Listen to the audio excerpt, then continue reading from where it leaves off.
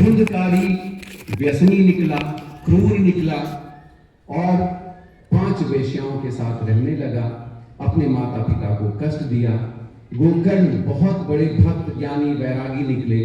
उन्होंने अपने पिताजी से कहा कि इस वृद्धावस्था में अब समय बर्बाद मत करिए।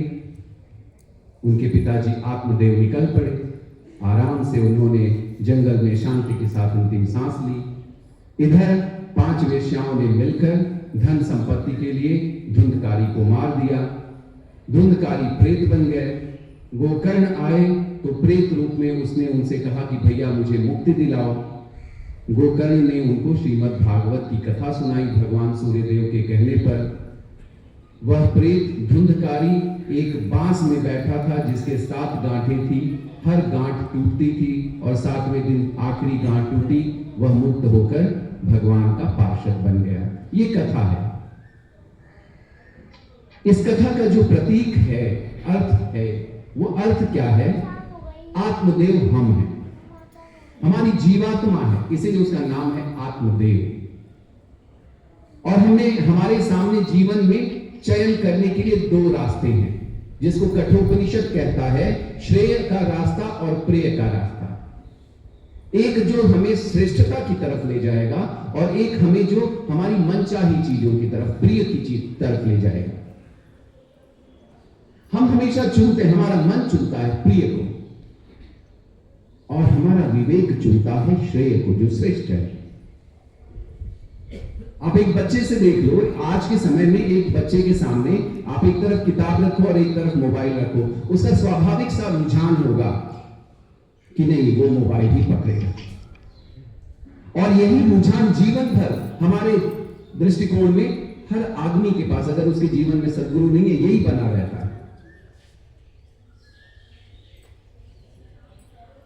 आत्मदेव के पास 2 मार्ग थे, एक सद्गुरु का दिया मार्ग और एक धुंधली का मार्ग। और जैसा होता है हमारे जीवन में, हम धुंधली यानी माया यानी संसार यानी विषय भोग, उनको पकड़ लेते हैं। और उनको पकड़ने से क्या होता है कि जो सत्य को देखना है, उस सत्य की तरफ हमारी दृष्टि नहीं जाती है। उसको कौन देख पाएगा? यह पश्यति स पश्यति आत्मवत् सर्वभूतेषु। वही क्राइटेरिया है। सब देख नहीं पाते हैं, सब दृष्टा नहीं बन पाते। इसलिए अंग्रेजी में बड़ा शब्द है, बड़ा अच्छा सा शब्द है संतों के लिए, सीयर, SEER, जो देखने वाला है वही संत है। हम देख पाते हैं क्या? हमारा जो कार्य है, हम जिस तरह का जीवन जी रहे हैं, हमारी जैसी आदतें हैं, आगे चलकर हम कहां पहुंचने वाले, हम नहीं देख पाते। हम शराब पी रहे हैं, आनंदित हैं, हम नहीं देख पाते कि अल्कोहल हमारे लीवर को ले जाकर नष्ट करने वाला है, हमारे घर परिवार को नष्ट करने वाला है, हमारे सुख चैन को नष्ट करने वाला है। बहुत छोटी सी बात है। गुटखा जो लोग खाते हैं, उस गुटखे के कवर पर जो फोटोग्राफ बनी है रैपर पे, अगर सिर्फ उसको इंसान देख ले, तंबाकू कैंसर पैदा कर सकता है, इंजूरियस टू हेल्थ, सीधी सीधी चीजें लिखी हुई, सिगरेट के बॉक्स पे लिखी है, क्या ये बिक नहीं रही है? हमारे सामने है, आंख के सामने, बिल्कुल 25 सेंटीमीटर की डिस्टेंस पे, लेकिन हम फिर भी खाते हैं, फिर भी पीते हैं। ये एक छोटा सा उदाहरण है श्रेय और प्रेय के बीच में हमारे चयन करने की असमर्थता को। इसलिए जो वो जीवात्मा है, वो जीवात्मा सदगुरु को न पकड़ के धुंधली को पकड़ता है, और इसलिए धुंधली के कारण उसकी पूरी दृष्टि धुंधली हो जाती है। अब जब धुंधली को पकड़ेगा तो उसका जो उससे जो फल मिलेगा, यहां संतान के रूप में धुंधकारी दिखाया गया, वैसे हमारे कर्मों का फल, जब हम विषय को पकड़ेंगे, संसार को पकड़ेंगे, तो उससे जो फल मिलेगा वो धुंधकारी होगा। बिल्कुल हमारे आंखों के सामने धुंध रहेगा, पैदा करेगा, भ्रम पैदा करेगा। भ्रम कैसा? सुख मिल रहा है हमको, इसका भ्रम, हम आनंदित हैं, इसका भ्रम। लेकिन वो आनंद है क्या? और वो आनंद कैसा है? वो किसके साथ आनंद पा रहा है? 5 वेश्याओं के साथ। और वो 5 वेश्याएं कौन है? श्रोत्र चक्षु स्पर्शनम रसनम घ्राणमेव च। कान, नाक, आंख, त्वचा, जीभ। जो कहा जीभ ने खा लिया। सांप खा रहे हैं, केकड़ा खा रहे हैं, मछली खा रहे हैं, बकरा खा रहे हैं, ऊंट खा रहे हैं, जो मन में आए खाए जा रहे हैं। वेश्या का अर्थ तो यही है, जो पसंद आया, न मर्यादा देखी, न मान देखा, बस चल पड़े उसके साथ। आंखों ने जो दृष्टि, जो देखना चाहा, आंखें वही देख रही हैं। तो ये जो धुंधकारी है, जिसने भ्रम पैदा कर रखा है, दृष्टि भ्रम पैदा कर रखा है, दृष्टि दोष पैदा कर रखा है, ये इन्हीं 5 के साथ हमेशा रहता है और यही 5 मिलकर अंत में उसको मार डालती है। जीवात्मा की अधोगति हो जाती है। लेकिन जैसा गोस्वामी जी महाराज कहते हैं, कुमति सुमति सबके उड़ रही। हमारे अंदर धुंधकारी भी है और हमारे अंदर गोकर्ण भी है। ये ईश्वर की कृपा है हमारे अंदर। श्रीमद् भगवद गीता कहती है, द्वौ भूत सर्गौ लोके अस्मिन् दैव आसुर एव च। हमारे अंदर दोनों बैठे हुए, देवता भी, असुर भी। भगवान कहते हैं, जिसके पास जिस गुण की प्रधानता हो, जिसको उसने महत्व दिया, दूसरे को दबाया, वही जो महत्व पाया हुआ गुण है उसको देवता बना देगा, नहीं तो असुर बना देगा। कुमति चढ़ी, असुर बन गए, सुमति चढ़ी, देवता बन गए। और इस धुंधकारी को जब दुर्गति होने लगती है, और कैसे पता चले, हम लोगों को कैसे पता चले कि हमारी दुर्गति हो रही है? हमारे जीवन में दुख एकमात्र वह मार्ग है, वह सूचक है, वह पैरामीटर है जो हमको बताता है कि भैया तुम्हारी दुर्गति शुरू हो गई है। अगर दुख जीवन में ना हो, मनुष्य को पता ही ना चले, वो मुक्त होने का प्रयास ही न करे। इसलिए भगवान बुद्ध ने अपनी सारी देशना को ले आकर दुख पर पटक दिया। उन्होंने कहा कि तुम सारे संसार में जितनी आत्मा, परमात्मा, स्वर्ग, नरक, परमगति, दुर्गति, ये सब जो बातें कर रहे हो, ये बातें करना छोड़ दो। और भगवान बुद्ध बड़े क्रांतिकारी संत थे। भगवान विष्णु के 90 अवतार हैं, या 24 रूपों में देखा जाए तो 23वां अवतार माना जाता है उनको। भगवान बुद्ध ने कहा, अभी ये सब जो बड़ी बड़ी बातें कर रहे हो ना, जिसको भगवान श्री कृष्ण ने कहा भोग ऐश्वर्य प्रतिगति, खूब पुष्ट पल्लवित बातें कर रहे हो, अभी ये बातें ना करो, अभी एकदम सीधी सीधी बात करो। तुम्हारे जीवन में जो हो रहा है उसकी बात करो। तो जीवन में क्या हो रहा है? भगवान बुद्ध कह रहे अपने जीवन को बड़े करीब से देखो, ध्यान करो, तो तुम पाओगे इस संसार में दुख है। दुख के सिवा कुछ है क्या? और वही बात भगवान कृष्ण कह रहे हैं, माम उपेत्य पुनर्जन्म दुखालय अशाश्वतम। माम उपेत्य पुनर्जन्म दुखालय अशाश्वतम। ये संसार क्या है? दुख का आलय है और अशाश्वत, दुख का घर है। उसी को भगवान बुद्ध बड़ी सीधी भाषा में कहते हैं, संसार में दुख है। तो अगर जीवन में दुख आ गया और महसूस हो रहा है कि दुख है, जब महसूस होगा तभी हम उससे मुक्त होने का प्रयास करेंगे। हमको फोड़ा है, उससे हमको कोई फर्क नहीं पड़ रहा है, हल्की सी खरोंच है, ठीक है, ठीक हो जाएगा। लेकिन जब वो दर्द करने लगेगा, दुख देने लगेगा, तब हम तुरंत डॉक्टर के पास भागेंगे, डॉक्टर साहब दवाई बताओ। इसलिए बुद्ध कहते हैं कि छोटा से छोटा भी जो तुम्हारा दुख है तुम्हारे जीवन में, उसको इग्नोर मत करो, उपेक्षा मत करो उसकी, क्योंकि वही तुमको ले जाएगा। और हमारे गुरुदेव कहते थे, दुख तो सबसे बड़ा गुरु हो। दुख की वजह से आदमी भागेला आश्रम की तरफ, खोजेला होके रास्ता निकलेगा, खोजेला। महाराज जी कहते थे दुख हमारा गुरु है, दुख ना हो तो मनुष्य भागे ही ना इधर उधर। अभी मैं गया था तलवल में, तो तलवल में एक माता जी बता रही थी हमारे गुरुदेव के विषय में कि उनके पति आए थे महाराज जी का दर्शन करने। तो उन्होंने सोचा कि दर्शन करने से पहले गंगा जी नहा लें, महापुरुष का दर्शन करना है। तो गंगा जी में उतरे, उनको तैरना आता नहीं था, धीरे धीरे था मिली नहीं, अंदर डूबते चले गए, पानी पीना शुरू कर दिया। फिर किसी तरह से बाहर निकले, आए, सांस वांस लिए, जब महाराज जी का दर्शन किए तो महाराज जी कहे, का हो जब तुके तैरे ना आगल तो पानी पिए काहे चल गए अंदर वहां। तो उन्होंने कहा कि अरे महाराज जी क्या बताएं, पता नहीं कैसे बच गई है। तो महाराज जी ने कहा उनसे, ये मर जाता है जाना तो सबका कि बबवा के देखा आला मर गया। तब उनको समझ में आया कि बचाने वाला कोई और नहीं, श्री महाराज जी।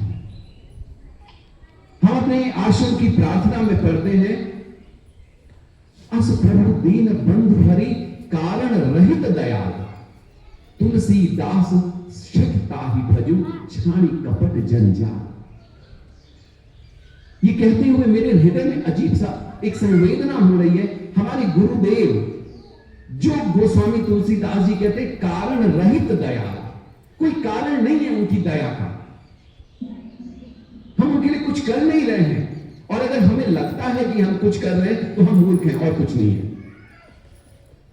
वह हमारे गुरुदेव, वह हमारे प्रभु बिना किसी कारण के हमारे ऊपर दया कर रहे हैं। आप पूछोगे तो कारण खोज लेंगे। ये पीछे हमारे भानु भैया बैठे हैं, इनको मैं कहता हूं कि जैसे वो सब अफगानिस्तान में बैठ के ना सब आतंकवादी बनाते हैं, वैसे भानु भैया यहां बैठ के भक्त बनाते हैं।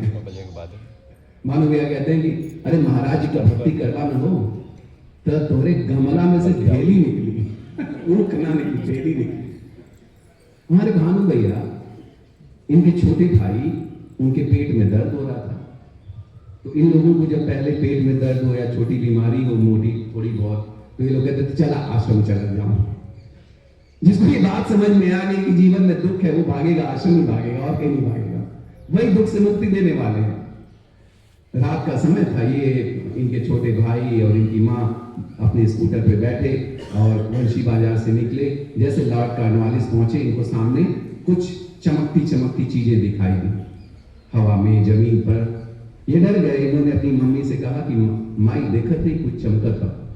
इनकी माता जी बड़ी भक्त हैं, बड़ी, मैं तो बड़ी श्रद्धा करता हूं उनकी। उन्होंने कहा कि हाँ तू चलत रहो, महाराज जी का नाम लेके।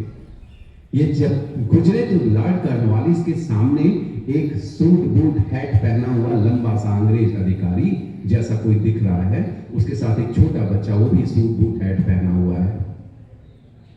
भैया को दिखा, उनकी मां को दिखा, और उस छोटे बच्चे ने अपना हाथ बढ़ाया इनका स्कूटर पकड़ने के लिए, और ये लोग श्री महाराज जी की जय बोलते हुए निकल गए। और वो जो बड़ा अधिकारी था उसने छोटे का हाथ पकड़ के खींच लिया। ये लोग आश्रम आए, रात के 12 साढ़े 12 बज रहा था, कुएं पर सो गए। सुबह महाराज जी आए, कहे क्या हो, कहा आजकल बड़ा तुम लोगों ने अंग्रेज को देखा दोबारा थी में। सुबह तक पेट वेट इनका ठीक हो गया था, इनके भाई का। और इन लोग, मतलब असंख्य ऐसी कहानियां पड़ी हुई हैं, और ऐसे कारण रहित दयाल प्रभु के होने के बावजूद, ऐसे महान सदगुरु के शरण में होने के बावजूद, अगर हम लोग धुंधली को पकड़ रहे हैं, श्रोत्र चक्षु स्पर्शनम रसनम घ्राण में च, इन 5 विषयों को पकड़कर अपनी दुर्गति कर रहे हैं, हमसे बड़ा मूर्ख कौन है? इस सत्संग में तो इसी भावना को प्रगाढ़ करना है, इस भाव को प्रगाढ़ करना है।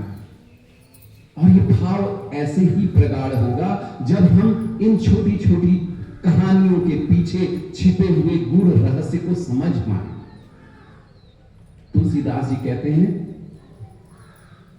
शठता ही भजू, रे दुष्ट, अब तो उसको भजना शुरू कर दे। छाड़ी कपट जंजाल, कितना कपट करेगा, कितने जाल में अपने को फंसा के रखेगा, अब तो उसकी तरफ बढ़ना शुरू कर।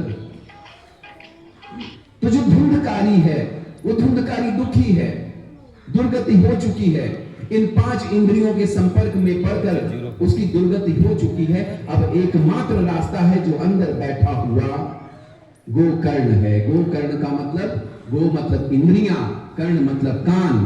हर इंद्रिय जब कान बन जाए, हर इंद्रिय संवेदनशील हो जाए, हर इंद्रिय से हम सुन सके कि कह क्या रहा है जिसके पास हम जा रहे हैं, कौन सा रास्ता हमें दिखा रहा है,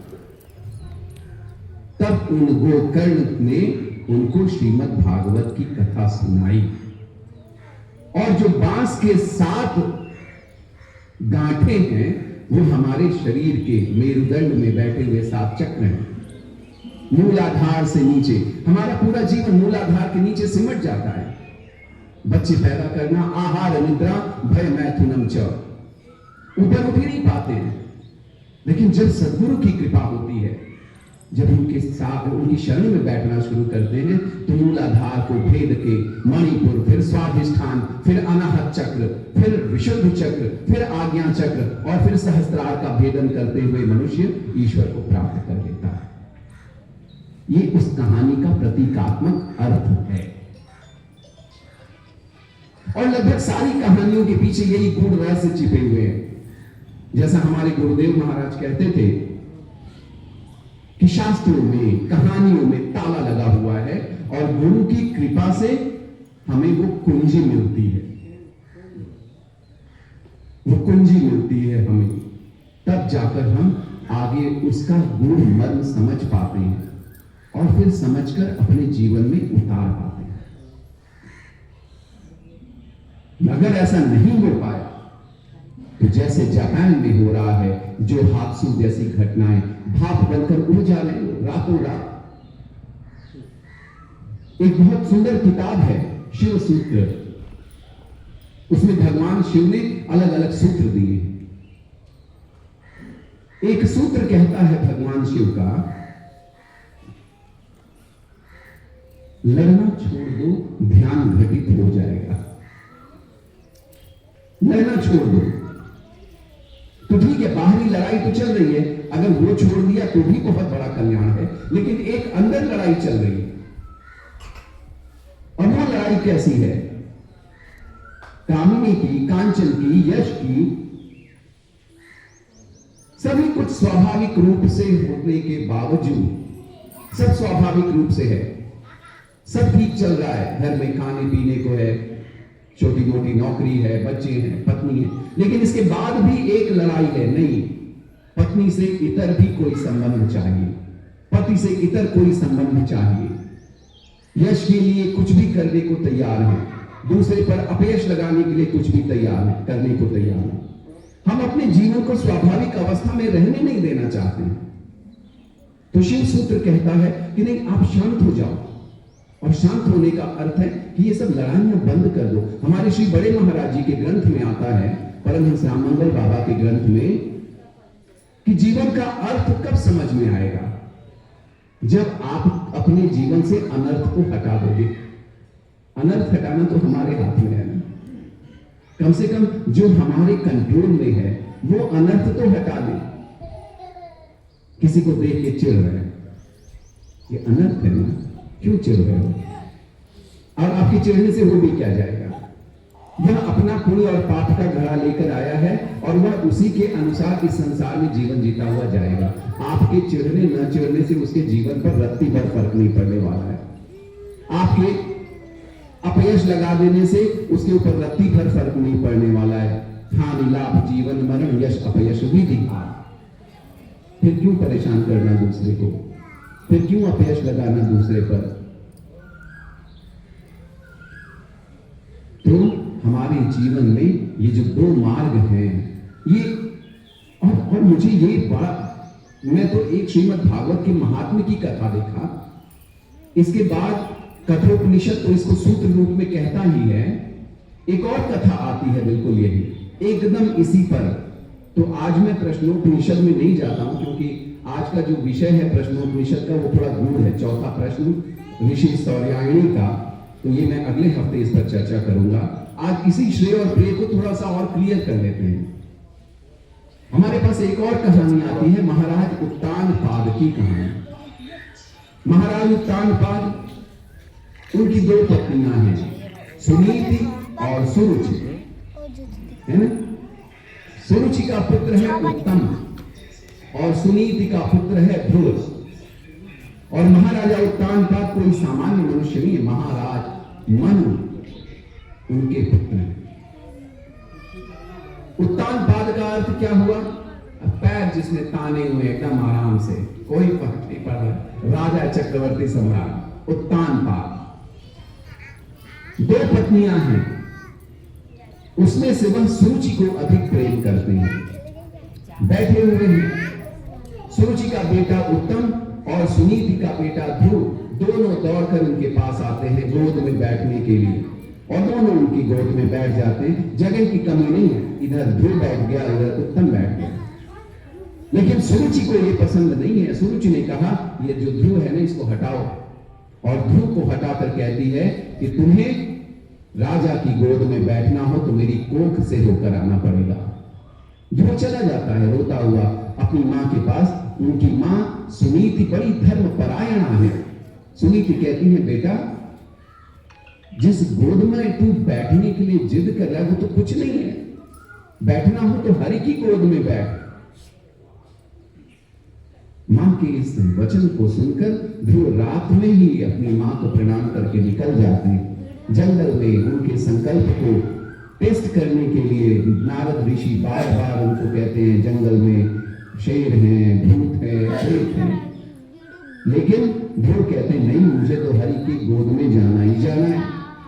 तब उनको मंत्र दिया गया, ओम नमो भगवते वासुदेवाय। इस मंत्र का जप करते करते ध्रुव ने देखा कि भगवान नारायण सामने प्रकट हो गए।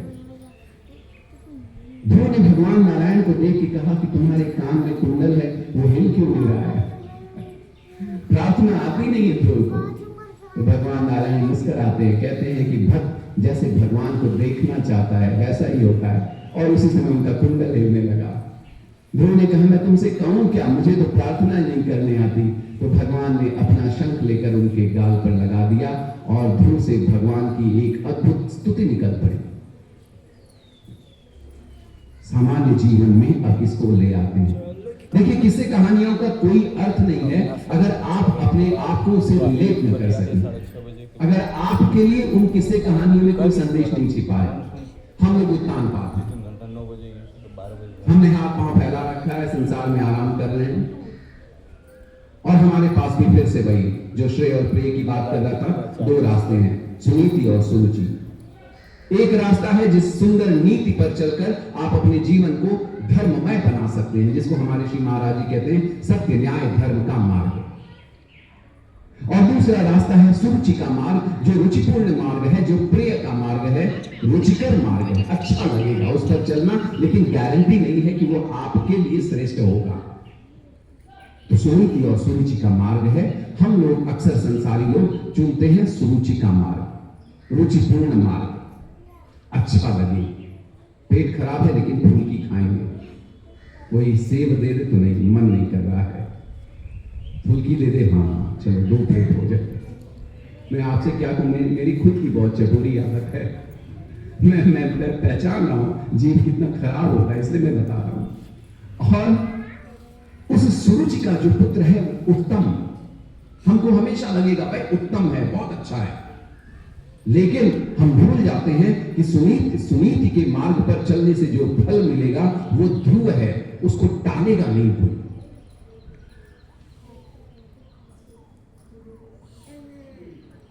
जो हमारे शास्त्रों में बताया गया है सत, रज और तम,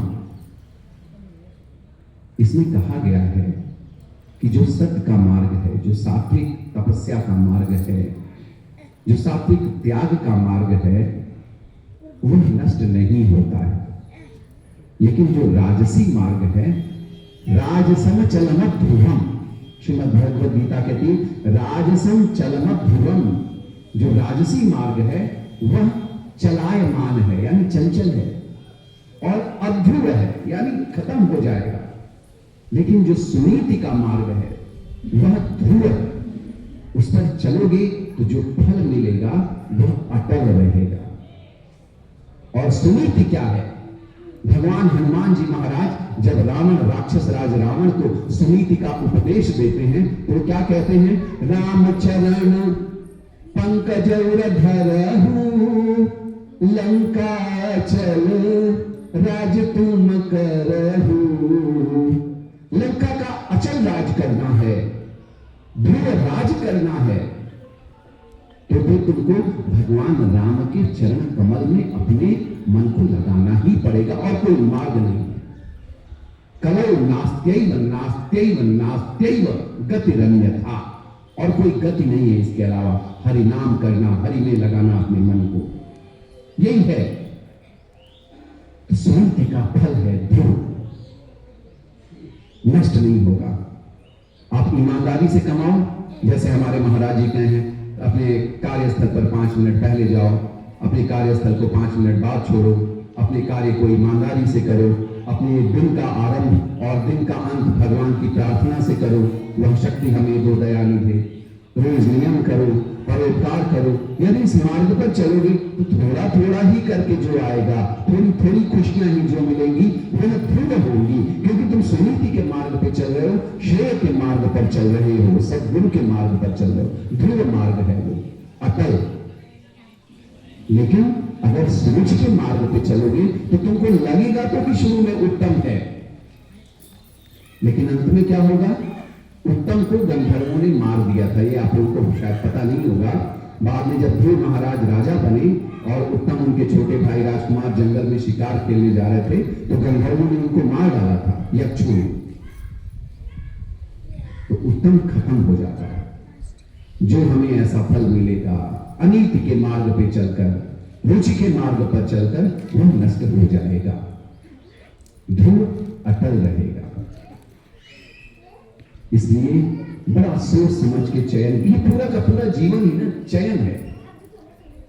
जो चुनाव हम बाहर करते हैं, जिसको हम लोकतंत्र कहते हैं, वो हमारे अंदर सबसे बड़ा चुनाव चल रहा है अंदर। और बार बार हम अपने चुनाव में न जाने क्यों असफल होते जा रहे हैं, न जाने हम क्यों सुरुचि को चुन रहे हैं, न जाने क्यों हम प्रिय को चुन रहे हैं, न जाने हम क्यों हर उस चीज को, हर उस व्यक्ति को, हर उस मार्ग को चुन रहे हैं जो हमें अधोगति के मार्ग पर ले जा रहे हैं। और जाना कहां है हमें? सुख के मार्ग पे। जा कहां रहे हैं? दुख के मार्ग पे। इसलिए जब हम शास्त्र पढ़ते हैं, जब हम संतों की शरण में आते हैं, जब हम परमात्मा का ध्यान करते हैं, तो हमें वह शक्ति, वह सामर्थ्य, वह देखने की क्षमता मिलती है, जिसको देखकर, जिस तरफ जाकर हम लोग अनर्थ से अपने को मुक्त कर सकते हैं। और जब अनर्थ खत्म होगा तो जीवन का वास्तविक अर्थ प्रकट होगा। यही कहते हुए आप सभी लोगों के चरणों में प्रणाम करते हुए मैं आज की बात समाप्त करता हूँ। बोलिए श्री महाराज जी की जय, मानव धर्म प्रसार की जय।